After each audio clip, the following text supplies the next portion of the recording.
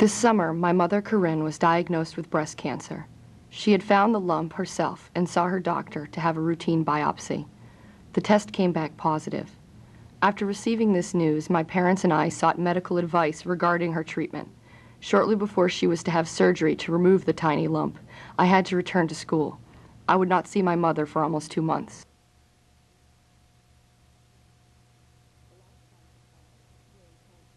The last time I saw her, during Parents' Weekend in October, she had already gone for surgery on her breast. A second lump was found and she agreed to a mastectomy. Shortly after this, she started chemotherapy. Oh my goodness, that's so weird. Oh my God. It's growing back in.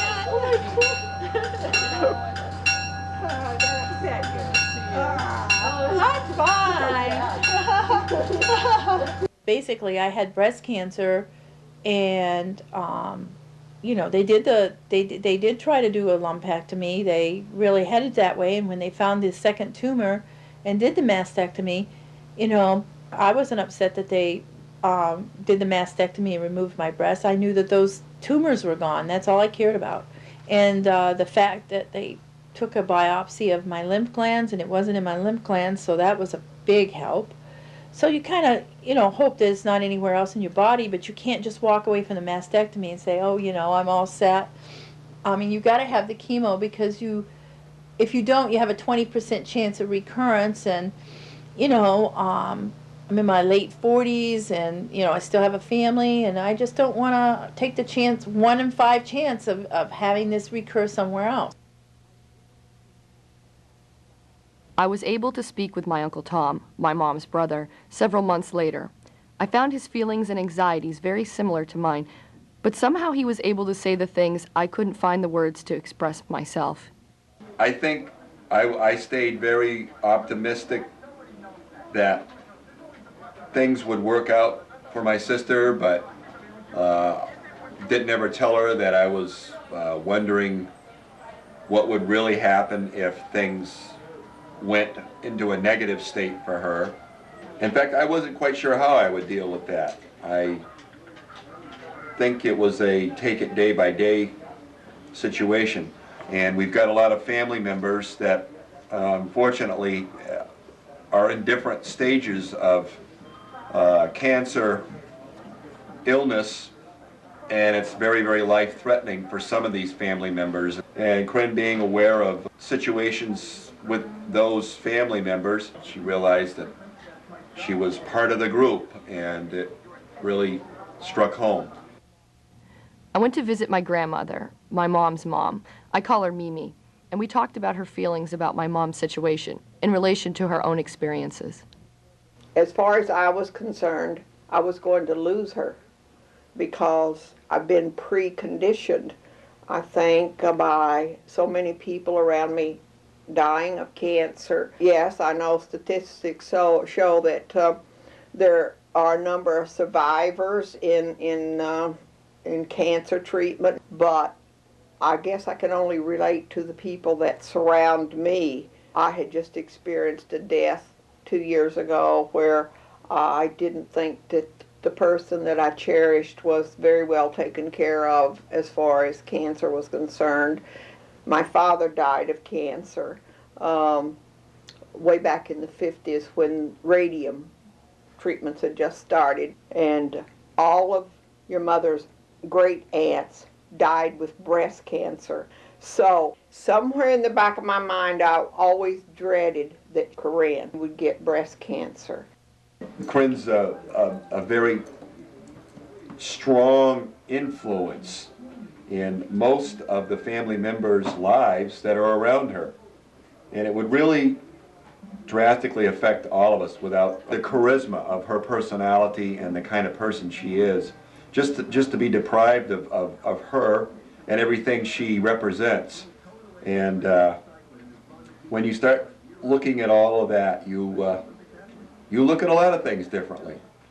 My grandmother became my assistant cameraman. She was able to document the footage of my mom's chemo while I was away from home.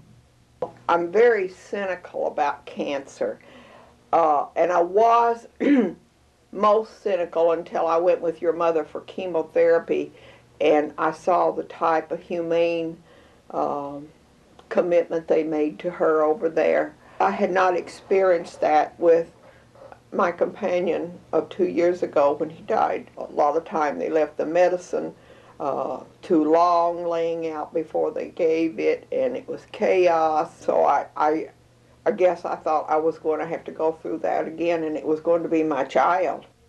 It's nice having Mimi with me. I really needed her last time.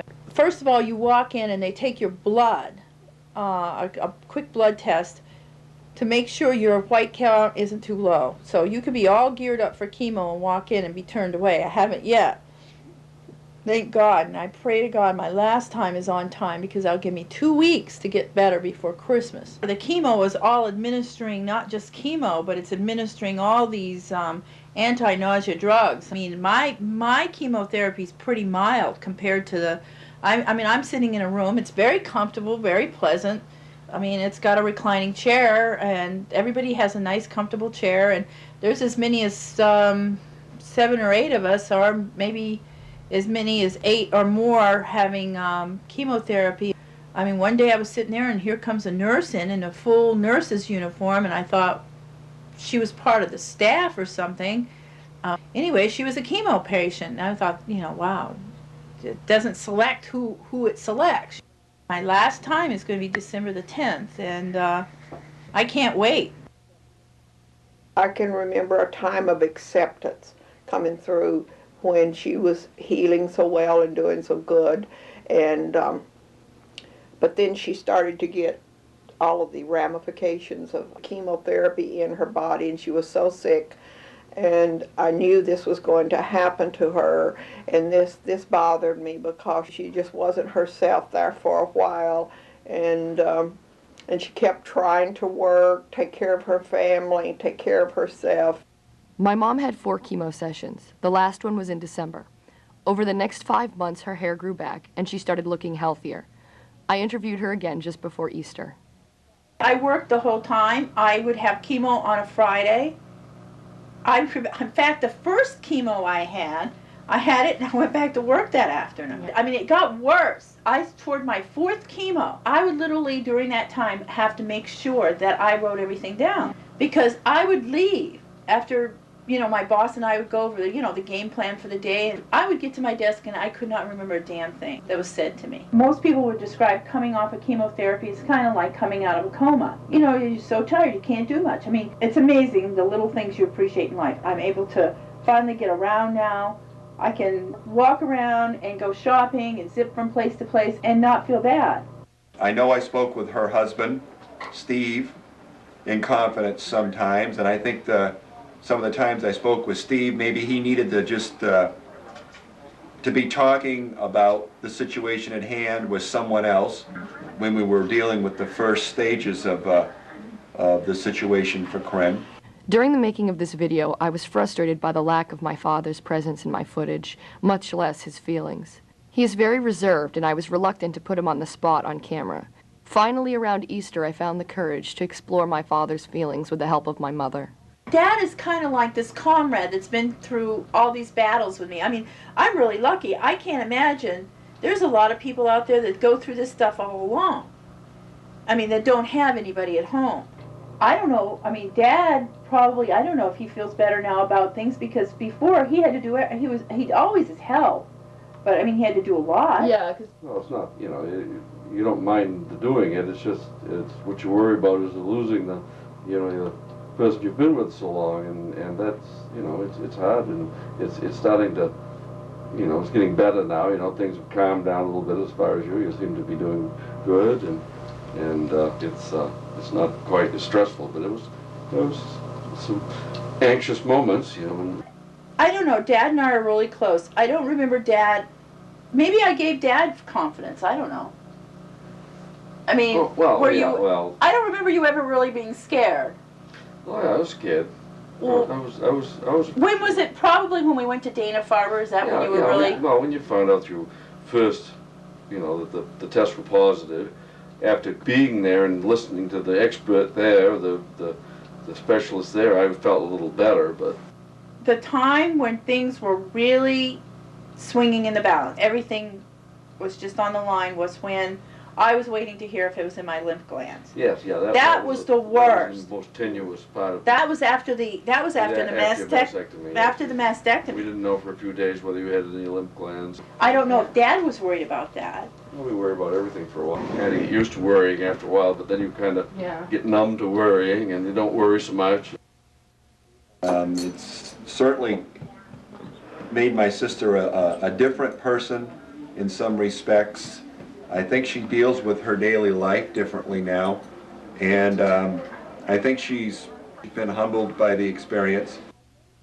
I never felt like I was going to die. I never felt that way. I just felt like I'm going to live, and I absolutely willed myself to live. I mean, yeah, but you had a lot to do with that. I mean, I'm like, I'm not going to check out right now. I cannot explain to you what it was like going into that oncology office a few weeks ago for my follow-up visit, which was like 3 months after my chemotherapy had ended. You know, I was like kind of up, going in, knowing I'm okay. And there was somebody that was, you know, like me, probably 5 or 6 months ago. Some lady came in, had a bandana on her head. She's lost her hair. She's right in the middle of chemo. It's very traumatic. You know, I just left there, and I just was it was very emotional for me. I just sat in my car and cried because I was just so grateful to get the hell out of there. I've kind of forgotten what it's felt like, but all I know is that I don't want to feel that feeling again. It was a hard thing to deal with, and I think it was only her optimism. You know, she was so absolutely so optimistic that she was going to get over this, and she really fought through this whole thing. And you know, we see the results today that she is functioning well. She's very acutely aware of different things going around in her body. I feel very good about that. She took charge. She took charge of her cancer and said, I'm not going to let this thing get me down. And so therefore, her position on this is what I think has sustained me, is continuously hearing from her that I'm okay. And so as a consequence of that, I have a feeling that she is really going to be okay. And she is not going to be a statistic, that she's going to be one of the survivors.